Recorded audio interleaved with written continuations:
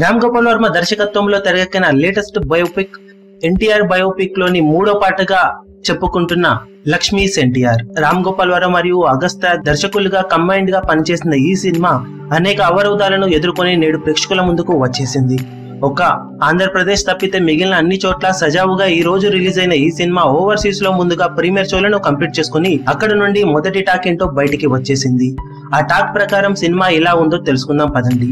Story line అందరికీ తెలిసిన విధంగానే ఎన్నికల్లో ఓడిపోయిన తర్వాత లక్ష్మీ పార్వతి తన జీవితంలో ఎంటర్ అయిన తర్వాత జరిగిన పరిణామాలు ఎలాంటివి, పార్టీపై కుటుంబంపై పట్టుకోల్పోయిన ఎన్టీఆర్ ఎలాంటి దయనీయ స్థితికి చేరుకున్నాడు అనే అంశాలను కూలంకషంగా చర్చించిన సినిమానే లక్ష్మీస్ ఎన్టీఆర్. సినిమా పాయింట్ అనేది అందరికీ అర్థమైనా కానీ నిజానికి ఏం జరిగిందంటూ అందరిలోనూ ఆసక్తి ఉండగా ఆ ఆసక్తిని క్యాప్చర్ చేస్తూ ప్రతి సన్నివేశాన్ని డీటెయిల్ గా తెరకెక్కించాడట రామ్ గోపాల్ వర్మ. అది కొందరికి నచ్చినప్పటికీ చాలా మందికి కొద్దిగా బోరు కొట్టించే అంశమేనని చూసిన వారు చెప్తున్నారు. మొదటి అర్ధ భాగంలో కొన్ని సన్నివేశాలు బాగున్నప్పటికీ చాలా వరకు లాగ్ గా అనిపిస్తుందని, సాగదీసినట్లుగా అనిపిస్తాయని, మళ్ళీ ఇంటర్వెల్ నుండి సినిమా పుంజుకుంటుందని, సెకండ్ హాఫ్ లో కొన్ని ఆసక్తికరమైన సన్నివేశాలు ఆకట్టుకుంటాయని చూసిన వారు చెప్తున్నారు.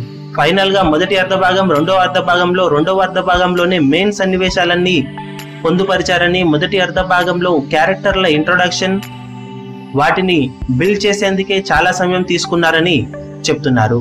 ఇక సంగీతం, బ్యాక్గ్రౌండ్ స్కోర్ సినిమాకు బాగా కలిసి వచ్చాయని, కళ్యాణ్ మాలిక్ అందించిన బ్యాక్గ్రౌండ్ స్కోర్ కొన్ని సీన్స్ కి బాగా ఎలివేట్ చేసే విధంగా ఉందని చెప్తున్నారు.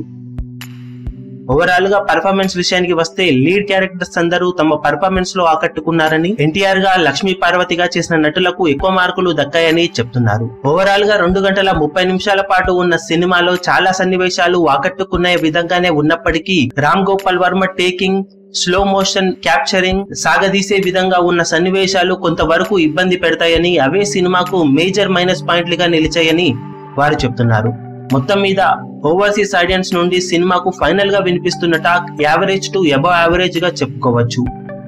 ఇక రెగ్యులర్ కమర్షియల్ మూవీస్ చూసేవారు సినిమాను ఎంతవరకు ఓన్ చేసుకుంటారనేది ఆసక్తికరంగా మారింది. సినిమాపై నెలకొన్న అనేక కాంట్రవర్సీల దృష్ట్యా ఒక్కసారైనా సినిమాను చూడాలని ప్రతి ఒక్కరూ భావిస్తున్న నేపథ్యంలో సినిమా టాక్ కి అతీతంగా బాక్సాఫీస్ దగ్గర ఎక్కువ మంది చూసే అవకాశం ఉందని చెప్పవచ్చు. రెగ్యులర్ మూవీస్ ఇష్టపడే వారికి కూడా సినిమా నచ్చితే ఇక బాక్సాఫీస్ దగ్గర సినిమాను ఆపడం కష్టమనే చెప్పాలి.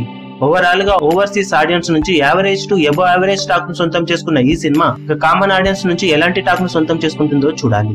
మీరు ఓవర్సీస్ ప్రీమియర్ షోలు చూసినట్లయితే ఎలా అనిపించిందో కింద కమెంట్ సెక్షన్ లో చెప్పండి. ఈ వీడియో మీకు నచ్చినట్లయితే లైక్ చేయండి, షేర్ చేయండి, ఛానల్ ను సబ్స్క్రైబ్ చేయడం మర్చిపోకండి. ఏ చిన్న అప్డేట్ ను మిస్ అవ్వకూడదు అనుకుంటే బెల్ ఐకాన్ ని ప్రెస్ చేయండి.